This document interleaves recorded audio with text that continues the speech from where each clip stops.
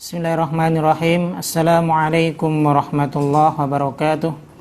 Innal hamdalillah nahmaduhu wa nasta'inuhu wa nastaghfiruh wa na'udzu billahi min shururi anfusina wa min sayyiati a'malina.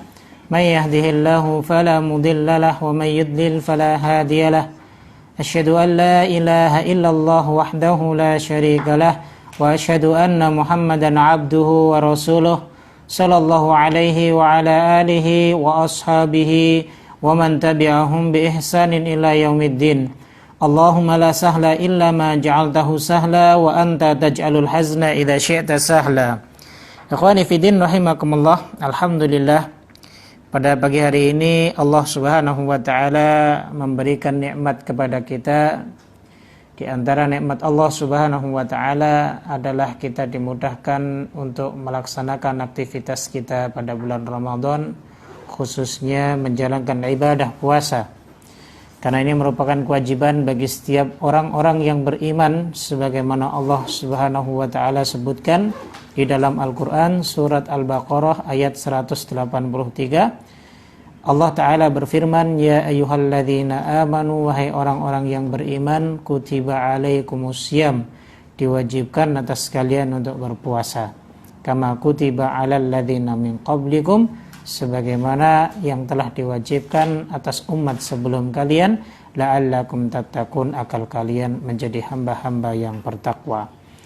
Jadi ini merupakan bentuk inayah pertolongan dari Allah Subhanahu wa taala, sehingga sebagai hamba yang taat, tunduk dan patuh kepada Allah Subhanahu wa taala, maka wajib bagi kita untuk mensyukurinya. Salawat beriringan salam tak lupa kita junjungkan kepada Nabi besar kita Muhammad sallallahu alaihi wasallam beserta para sahabat beliau dan orang-orang yang istiqomah menjalankan sunnah beliau. Ikhwani fi din rahimakumullah. Kita akan membahas kitab yang masih sama, yaitu Al-Irsyad ila Shahihil I'tiqad karya Syekh Shalih Fauzan hafizahullah ta'ala, di mana pembahasan kita masih terkait dengan masalah 3 macam tauhid, dan kita telah menyelesaikan di tauhid yang kedua, yaitu tauhid uluhiyah beserta jenis-jenis pembatalan terhadap tauhid uluhiyah tersebut, yaitu tentang kesyirikan dan kekufuran. Maka pada pertemuan pagi hari ini kita akan melanjut ke jenis tauhid yang ketiga, yaitu tauhid asma wa sifat. Tayyib jamaah rahimakumullah. Beliau mengatakan dalam kitab ini bahwa telah dijelaskan sebelumnya bahwa tauhid itu terbagi menjadi 3. Rububiyah, uluhiyah, dan asma wa sifat. Maka 2 tauhid sudah dijelaskan, yaitu tauhid rububiyah dan tauhid uluhiyah. Maka sehingga kita akan masuk ke dalam pembahasan yang ketiga, yaitu pembahasan tentang tauhid asma wa sifat, yaitu mentauhidkan Allah dengan nama-nama dan sifat-sifat yang telah dikabarkan oleh Allah Subhanahu wa taala dan dijelaskan oleh Rasulullah sallallahu alaihi wasallam. Tayyib jamaah sekalian rahimakumullah. Pertemuan yang sebelumnya tentang tauhid uluhiyah, yang dimana kebanyakan manusia ikut mengingkarinya. Inilah tauhid yang dengannya Allah Subhanahu wa taala mengutus para rasul dan menurunkan kitab-kitab untuk menyeru kepadanya. Kaum musyrikin dahulu dan kini mengingkarinya. Maka pengingkaran mereka terwujud melalui penyembahan kepada pohon, batu, dan yang lain sejenisnya. Maka ini telah kita jelaskan di pembahasan kita yang sebelumnya yang begitu panjang. Kemudian di tauhid yang ketiga ini, yaitu tauhid asma wa sifat. Apa sih yang akan kita bahas tentang tauhid asma wa sifat? Yang akan kita bahas di dalam tauhid asma wa sifat itu adalah bagaimana kita menetapkan apa yang Allah tetapkan untuk dirinya, atau apa yang telah Rasulullah SAW tetapkan untuknya, yaitu untuk Allah Subhanahu wa ta'ala, berupa sifat-sifat kesempurnaan. Menafikan apa yang Allah nafikan darinya dengan apa yang Rasulullah nafikan dari Allah Subhanahu wa ta'ala berupa sifat-sifat kekurangan. Jadi pembahasan kita tentang tauhid asma wa sifat itu adalah menetapkan yang telah Allah tetapkan. Di mana Allah menetapkan? Allah tetapkan di dalam Al-Quran. Allah tetapkan melalui lisannya Rasul kita alaihi salatu wassalam. Artinya adalah la majala, tidak ada tempat ya fi asma'i wa sifat, dalam asma dan sifat-sifat Allah Subhanahu wa ta'ala adanya ta'wil, adanya tashbih, adanya tahrif, dan adanya ta'til. Ya. Meniadakan keempat hal ini, ya. Yaitu ta'wil. Ta'wil itu mentakwilkan, mentafsirkan. Tashbih itu menyerupakan. Kemudian tahrif itu adalah menyimpang. Kemudian ta'til itu adalah meniadakan. Artinya adalah apa yang sudah Allah kabarkan, yang sudah Allah jelaskan di dalam Al-Quranul Karim, maka wajib bagi kita untuk mengimaninya. Ya. Sebagaimana disebutkan di dalam Al-Quran surat Asy-Syura ayat yang ke-11. Firman Allah Ta'ala, "Laisa kamitslihi syai'un wa huwas sami'ul basir." Tidak ada sesuatu pun yang serupa dengannya. Jadi di alam semesta ini tidak ada yang menyerupai Allah Subhanahu wa ta'ala dalam hal apapun.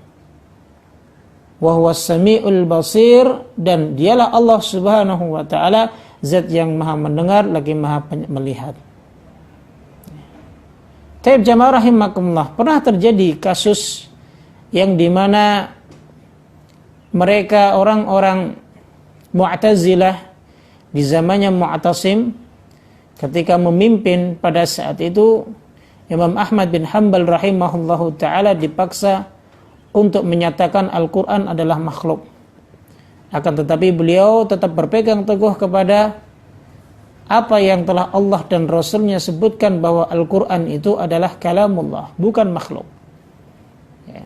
Pada saat itu Imam Ahmad rahimahullahu ta'ala pernah ditanya, karena mereka orang-orang Mu'tazilah itu meniadakan sebagian nama-nama dan sifat-sifat Allah Subhanahu wa ta'ala. Ya. Maka ketika Imam Ahmad, begitu juga Imam Syafi'i rahimahumallahu ta'ala, ya, di zaman-zaman beliau banyak sekali Mu'tazilah yang berkembang. Maka pada saat itu orang-orang Mu'tazilah selalu menggunakan dalil ini dalam surat Asy-Syura ayat yang ke-11.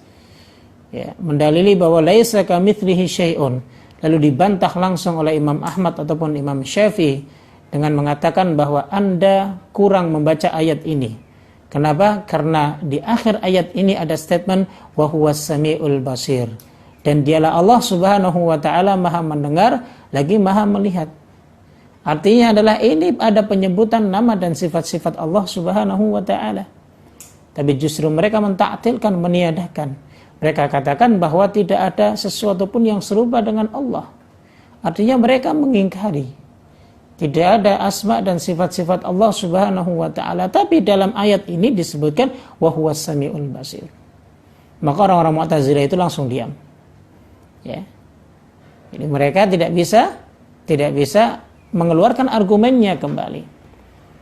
Nah, makanya Ahlus Sunnah wal Jamaah, jamaah rahimakumullah, barakallahu fikum, ya, telah menetapkan tentang asma dan sifat-sifat Allah Subhanahu wa ta'ala sebagaimana yang telah ditetapkan Allah Subhanahu wa ta'ala dan Rasulnya. Tayyib jamaah sekalian rahimakumullah, kita lanjutkan perkataan beliau.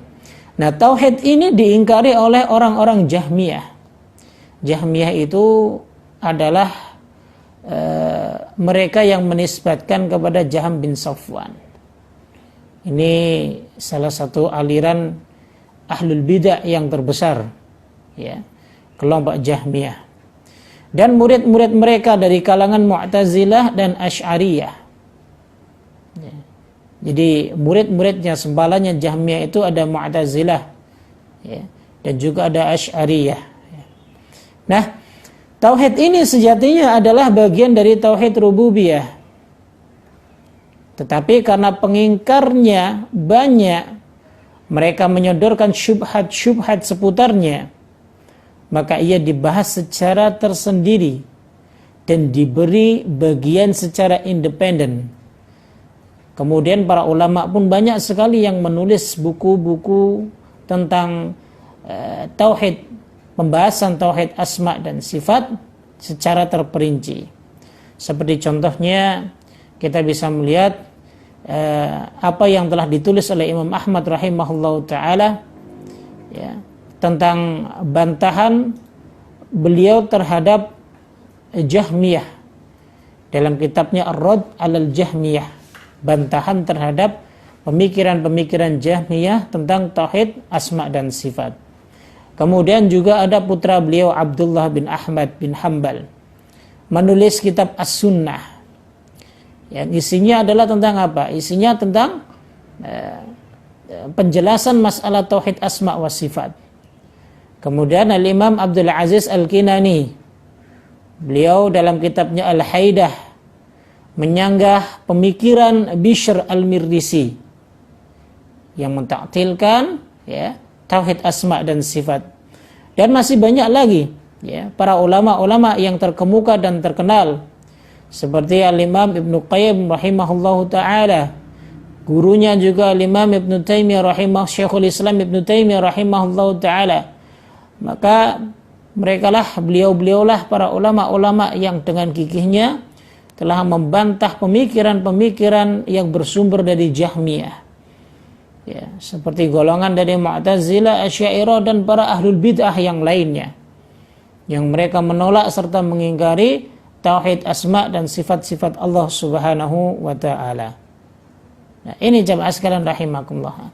Sebenarnya kalau kita telusuri, siapa sih yang awal mula telah mengingkari nama dan sifat-sifat Allah ini, akan kita dapatkan dulu di zaman Rasulullah Shallallahu Alaihi Wasallam. Ya, orang-orang musyrik pada saat itu, orang-orang musyrik Arab, ya, yang kepada mereka lah kemudian Allah Subhanahu wa taala menurunkan firman-Nya dalam surat Ar-Ra'd ayat yang ke-30. Firman Allah taala, "Kadzalika arsalnaka fi ummatin qad khalat min qabliha umam." Demikianlah kami telah mengutus engkau Muhammad kepada suatu umat yang sungguh sebelumnya telah berlalu beberapa umat. Litatlu 'alaihimul ladzi auhayna ilaik, agar engkau bacakan kepada mereka Al-Quran yang kami wahyukan kepadamu. Wahum yakfuruna birrahman, padahal mereka ingkar kepada Ar-Rahman. Siapa Ar-Rahman? Yang Maha Pengasih, yaitu Allah Subhanahu wa taala. Nah, ayat ini, ya, sebab turunnya karena saat dimana orang-orang Quraisy itu pernah mendengar Rasulullah menyebut kalimat Ar-Rahman, dan kalimat ini diingkari oleh mereka. Maka Allah katakan apa? Wahum yakfuruna birrahman. Mereka kufur terhadap Ar-Rahman. Kalau ditanya apakah mereka kenal Allah? Kenal. Tapi apakah mereka tahu Ar-Rahman? Tidak. Dan ini terjadi saat Sulhul Hudaybiyah. Terjadi ketika perjanjian Hudaybiyah. Ketika Rasulullah SAW punya i'tiqad berangkat dari Mekah, berangkat dari Madinah ke Mekah, ingin menjalankan ibadah umrah. Tapi kemudian saat sampai di wilayah Hudaybiyah, perbatasan, ya, kota Mekah, maka saat itu Rasulullah tidak bisa melanjutkan perjalanannya untuk masuk ke kota Mekah. Pada saat itu penduduk Mekah sudah kalang kabut. Ya, Rasul membawa 1.400 pasukan, tapi dengan niat hanya ingin menjalankan ibadah umrah, ya, di mana yang akhirnya, ya, karena dilarang oleh penduduk Mekah kaum muslimin masuk ke negerinya, akhirnya terjadilah sebuah perjanjian namanya Sulhul Hudaybiyah. Kalau tidak salah, yang menulis perjanjian tersebut kalau enggak Ali radhiyallahu taala an, ya, atau Zaid, wallahu alam, ya, kami lupa, kalau tidak salah Ali, kalau enggak Ali Zaid bin Sabit, ya. Nah pada saat itu Karena kedua ini adalah penulis wahyunya Rasulullah SAW. Nah, kemudian pada saat itu ketika sang penulis ini ingin menulis perjanjian, maka ketika itu mau ditulis kalimat Bismillahirrahmanirrahim. Maka orang-orang Arab Mekah menolak karena mereka tidak kenal dengan yang disebut Ar-Rahman dan Ar-Rahim. Ya. Maka disinilah ada pengingkaran dari nama Allah Subhanahu wa Ta'ala.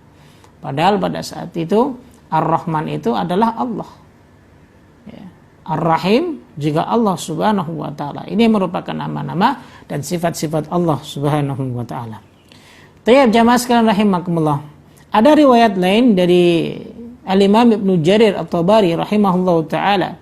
Beliau membawakan sebuah riwayat dari sahabat Abdullah bin Abbas radhiyallahu ta'ala anhuma. Ketika Rasulullah sallallahu alaihi wasallam sedang sujud, kemudian beliau berdoa dengan mengucapkan Ya Rahman, Ya Rahim. Maka saat itu ada kaum musyrikin yang mendengar bacaan Rasulullah saat beliau sujud. Maka ia mengatakan orang itu mengaku berdoa kepada Tuhan yang Esa. Akan tetapi saat ini dia berdoa kepada dua. Yaitu Rasulullah menyebut ya Ar-Rahman, Ar-Rahim. Sehingga dengan ini disangka oleh mereka orang-orang Arab musyrik ya, bahwa Rasulullah SAW memiliki Tuhan lebih dari satu. Padahal Ar-Rahman, Ar-Rahim itu adalah Allah Subhanahu wa Ta'ala. Makanya jemaah sekalian rahimakumullah, barakallahu fikum. Jika kita membahas perkara ini, sebenarnya kita akan kembali kepada isu-isu kontemporer yang menyebutkan bahwa ada sebagian dari mereka golongan Asy'ariyah yang menyatakan membagi tauhid menjadi tiga itu merupakan bentuk tasyabuh kepada Trinitas. Nah, kami jawab di sini bahwa tentang antara Trinitas dan tasyabuh itu sangat berbeda jauh. Ya. Sangat berbeda jauh. Ya. Antara Trinitas dan tiga tauhid. Karena tiga macam tauhid ini membahas satu. Tujuannya adalah membahas tentang Allah Subhanahu wa Ta'ala. Tapi kalau Trinitas di sini ada Tuhan Bapa, Anak dan Ruhul Kudus. Jadi sangat berbeda jauh sekali, jangan disamakan. Ya.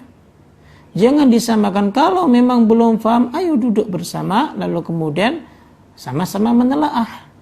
Ya. Kalau memang tidak ingin terjadi perdebatan, maka sebaiknya bacalah buku-buku yang terkait dengan tiga macam tauhid ini agar supaya wawasan kita lebih luas. Ya. Pemahaman kita tidak pendek. Ya, dan kita bisa mencerna dengan baik. Ya. Jangan dahulukan hawa nafsu, kemudian mengejudge ataupun ya, menghukumi sesuatu tanpa ada alasan-alasan yang syar'i. Ya. Nah, ini jamaah sekalian rahimakumullah. Ya. Tip. Nah, sehingga dengan adanya ini, ya, ketika mereka orang-orang musyrik menyangka bahwa Rasulullah itu berdoa dengan Tuhan lebih dari satu, maka Allah Subhanahu wa Ta'ala menurunkan surat Al-Isra ayat yang ke-10. Qulida Allah awida'ur Rahman. Katakan Muhammad, serulah Allah atau serulah Ar-Rahman, sama saja. Ayyamma tad'u falahul asmaul husna. Dengan nama yang mana saja kamu dapat menyeru, karena dia mempunyai nama-nama yang terbaik, yaitu asmaul husna. Atau di dalam surat lain, yaitu surat Al-Furqan ayat yang ke-60, saat Allah berfirman, wa idza qila lahum usjudu lirrahmani qalu wa marrahman. Dan apabila dikatakan kepada mereka sujudlah kepada Ar-Rahman yang Maha Pengasih, mereka menjawab, siapa Ar-Rahman yang Maha Pengasih itu?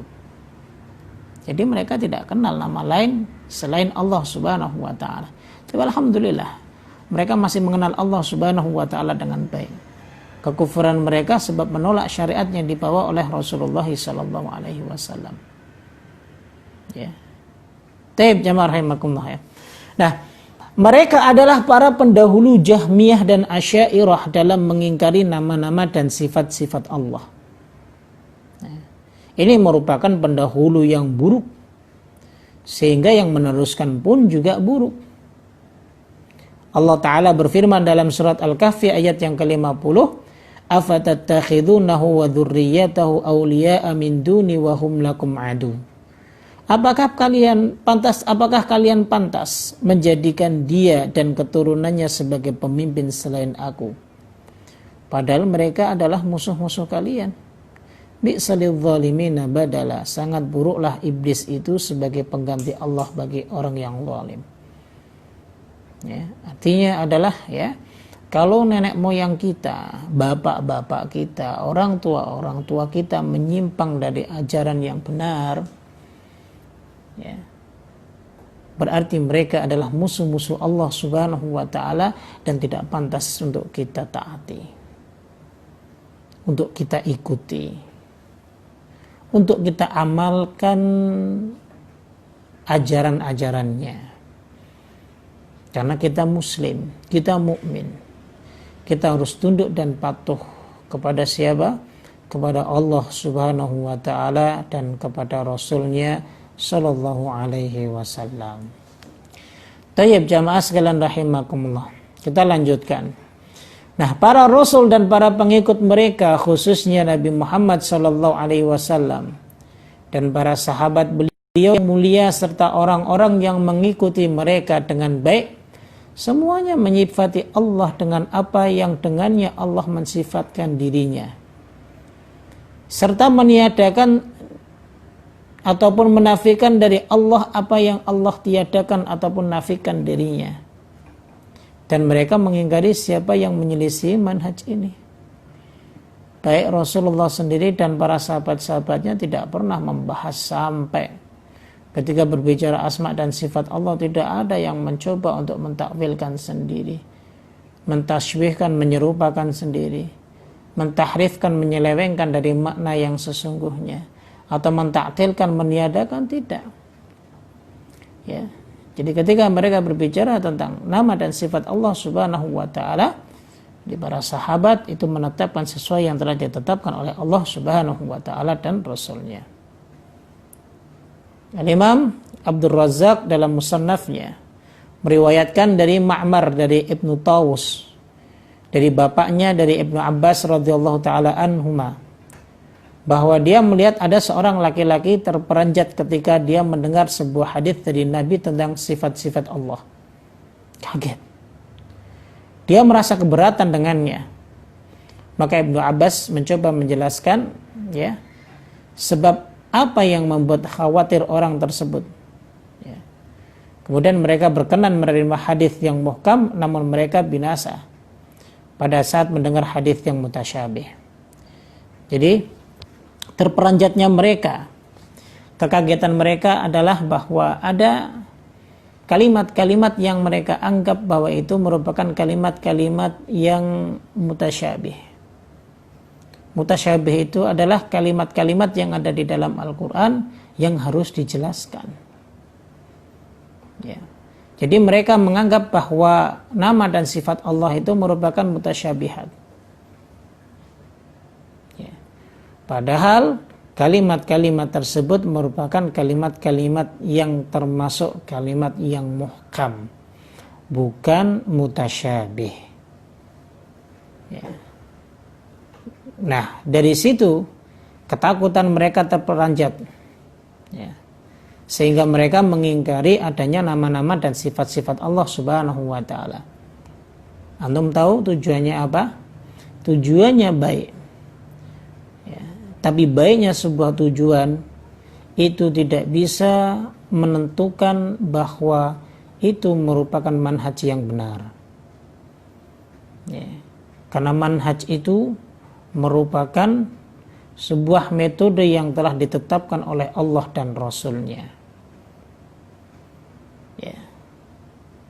Kalau menurut manusia kebaikan itu diukur atas perasaan mereka, maka agama ini tidak akan menjadi sebuah agama. Ya. Makanya, ya, para ulama salafus saleh ketika berbicara tentang masalah hadis, mereka mengatakan bahwa al-isnad huwaddin. Agama itu, sanad itu adalah bagian daripada agama. Silsilahnya harus tahu dari mana sumber yang bisa kita dapatkan dalam beragama. Ya. Tayyib jamaah sekalian rahimakumullah, jadi ya, yang mereka anggap baik adalah karena mereka tidak mau ketika membahas tentang nama dan sifat Allah, sehingga menjadikan mereka menyerupakan nama-nama dan sifat Allah dengan nama-nama dan sifat-sifat makhluk. Tujuannya baik, ya, agar supaya tidak terjerembab kepada nama-nama dan sifat-sifat makhluk. Ya. Nah, ini sangat berbahaya sekali. Sehingga apa? Sehingga mereka menolak dan tidak mau untuk menjadikan ya, nama-nama dan sifat-sifat Allah Subhanahu wa taala ini ditetapkan. Padahal di dalam Al-Qur'an dan di dalam sunnah Nabi Shallallahu alaihi wasallam telah menetapkan tentang nama dan sifat-sifatnya. Tayyib, di dalam Al-Qur'an surat Ali Imran ayat yang ke-7 Allah Subhanahu wa taala menyebutkan, "Fa ammal ladzina fi qulubihim zayghun fayattabi'una ma tashabah minhu batiga'al fitnah wa ibtigha'a ta'wili." Adapun orang-orang yang dalam hatinya condong pada kesesatan, maka mereka mengikuti yang mutasyabihat untuk mencari-cari fitnah dan untuk mencari-cari takwilnya. Nah, ada golongan lagi yang menyebutkan bahwa ayat-ayat ini ayat-ayat mutasyabih, berarti harus ditakwilkan, harus ditafsirkan. Ya. Ada yang menyatakan seperti itu. Kalau tidak ditakwilkan dan tidak ditafsirkan, berarti ya, mereka termasuk golongan orang-orang mujassimah. Nah, ini kedustaan lagi. Ya. Dan seperti inilah yang hingga sekarang ya, ketika berbicara tentang masalah asma, nama dan sifat-sifat Allah selalu mengerucut kepada pembahasan-pembahasan yang seperti ini. Padahal simpel bagi kita semua jamaah rahimakumullah, bahwa jelas ayat yang terkait dengan nama dan sifat Allah ini merupakan muhkam. Artinya ayat ini sudah jelas, tidak perlu ditakwilkan lagi. Ya. Kewajiban kita hanya mengimani, selesai. Ya. Kewajiban kita hanya mengimaninya. Dan saya kira ya, dan ya, ini pun ya, sebagai pendapat para ulama ya, bahwa hal-hal yang seperti ini ataupun yang berbicara tentang asma sifat-sifat Allah Subhanahu wa taala harusnya sudah selesai. Harusnya. Ya, karena tidak ada ya di antara nama-nama dan sifat-sifat Allah Subhanahu wa taala yang perlu dijebarkan, yang perlu ditakwilkan dan ditafsirkan. Tidak perlu.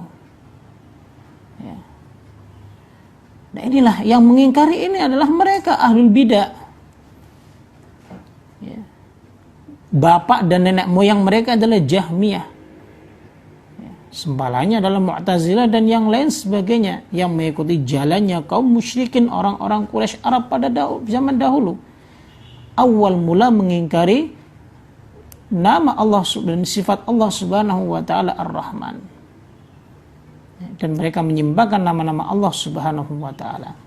Allah Subhanahu wa taala berfirman ya, mengancam mereka dalam surat Al-A'raf ayat yang ke-180. Firman Allah taala, "Walillahil asmaul husna fad'uuhu biha." Dan Allah memiliki asmaul husna, nama-nama yang terbaik. Maka bermohonlah dengannya dengan menyebutnya, yaitu menyebut asmaul husna itu. Wadharul ladzina yulhiduna fi asma'ih. Tinggalkan mereka orang-orang yang menyimpang dalam nama-nama Allah Subhanahu wa taala. Sayudzawna ma kanu ya'malun, karena apa? Mereka kelak akan mendapat balasan terhadap apa yang telah mereka kerjakan. Ya. Artinya adalah sekali lagi jamaah rahimakumullah, terkait dengan nama-nama dan sifat-sifat Allah Subhanahu wa taala, kewajiban kita sebagai hamba Allah yaitu menetapkan, meyakini dan mentauhidkan nama-nama dan sifat-sifat Allah Subhanahu wa taala sebagaimana yang telah ditetapkan oleh Allah Subhanahu wa taala dalam Al-Qur'anul Karim dan yang telah ditetapkan oleh Rasulullah sallallahu alaihi wasallam. Hadza minni subhanakallahumma wa bihamdik asyhadu an la ilaha illa anta astaghfiruka wa atubu ilaik. Assalamualaikum warahmatullahi wabarakatuh.